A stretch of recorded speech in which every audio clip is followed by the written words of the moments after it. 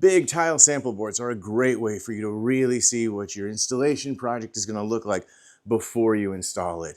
You can have enough tiles to really understand the tile color variation, accurate grout joint spacing, and you can even experiment with different colors of grout on the same sample board. But the major disadvantages to big sample boards is that they're big and heavy. This is a great option for producing a relatively lightweight, large format sample board. Clay imports make sample boards all the time, and we usually use these 16-inch by 16-inch framed boards that hide the edge of the tile. But to introduce clay imports' new high-fired terracotta tiles, we're wanting to produce a significantly larger sample board of 4 tiles by 4 tiles. And we're going to be doing the sample board in 2 different colors, kind of like a checkerboard pattern, but 4 of each, just to give it kind of like a larger format tile look. And the first thing that we need to do is get an accurate measurement of how big this board is going to be, which to do that, of course, we need to lay out all of our tiles, but we also need to put spacers between the tiles. These are 3/16" spacers. These are about the most standard spacer available, and the 3/16" size is about as tight as we can install terracotta tiles just because of the size variations. This is the size that our sample board is going to be, and this looks like 31 3/4. 30 3/4. The sample boards that are on the wall are constructed entirely of plywood, and we can use plywood for those boards. Even though plywood's heavy, the boards are small enough to where it's not going to increase the weight significantly. If we were to use wood or hardy backer to make a board that was 31 inches by 31 inches, that's going to end up being really heavy. So for this large format sample board, we're going to use this material. This is Wedi board. Wedi board is used in similar applications to concrete board, like shower subwall surrounds. It's just a lot lighter.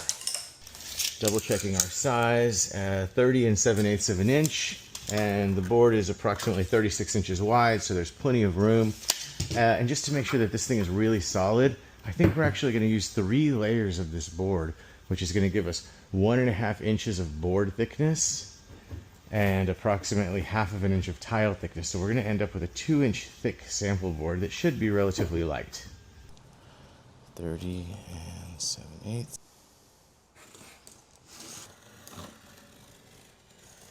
All right, I've now got 3 pieces of this foam board. 3 pieces of foam board cut to the same size as my sample board layout, which is approximately 31 inches. It's like 30 7/8 by 30 7/8. So I've got my 3 pieces of board, and I want the tile to actually overhang from the board a little bit. That way I don't see the board, the foam behind the tile. And it looks like each one of these tiles is 7.5 inches squared, and the 4 tiles with the 3/16" spacing comes out to 30 7/8 of an inch. 30 7/8. So my board is cut to about that same size, 30 7/8, maybe just a little bit smaller so it stays tucked behind the tile surface. And as far as the 3 sheets of foam board, this is 1/2 inch foam board, and these 3 sheets in total weigh about 4 pounds. Now I'm going to adhere the sheets together and screw them together. The next step is to bond the 3 pieces of foam board together. There's a number of ways you can do this. I'm using adhesive and screws. This is Loctite, PL Max. This is a really strong construction adhesive, but most construction adhesives will work fine. And I'm not going to apply it too close to the edge of the foam board so that it doesn't squeeze out past the edge.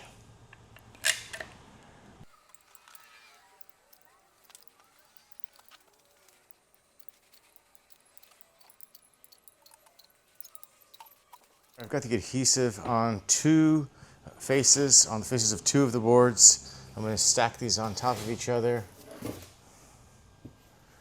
Try to get as close to corner as I can, and then just move it around to spread the adhesive and try to get any air out of it. And I'm sliding it up to about 1/4 inch from side to side just to smooth out the adhesive. Okay, those 2 feel good. And now the third sheet, the top sheet.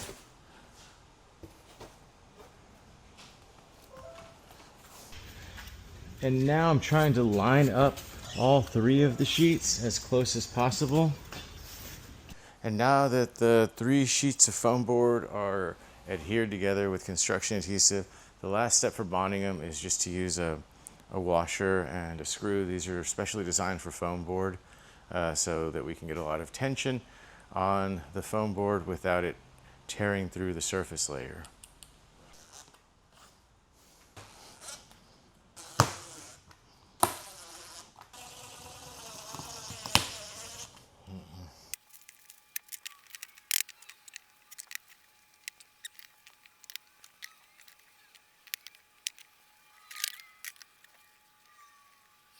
These tiles are just laid in place right now with 3/16 inch spacers just to confirm the layout. And from the top, it's ideal. We don't see the foam board sticking out from any of the sides. All we see is the tile. And the foam board's pretty flush with the edge of the tile. But the focus will be on the tile now. We've got spacers between all the joints, ensuring that this is what it's going to look like at installation. And I'm going to let this foam board dry for a little while before we adhere the tiles and then grout.